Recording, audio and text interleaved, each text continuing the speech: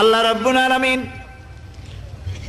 কোরআনে কারীমের ভিতরে নবীজির নাম একটি বারের জন্য নাম ধরে তাকে ডাকেন নাই, বরং তিনি বলেছেন তোমরা পরস্পরকে যেভাবে নাম ধরে ডাকাডাকি করো আমার নবীকে সেভাবে নাম ধরে ডাকবে না।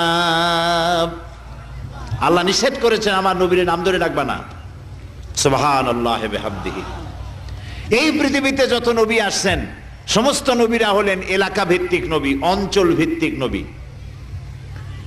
এক এক এলাকার, নূহ আলাইহিস সালাম এক এলাকার, মুসা আলাইহিস সালাম আলাক এলাকার, দাউদ আলাইহিস সালাম আরাক এলাকার, এরকম এলাকা ভাগ ভাগ করা।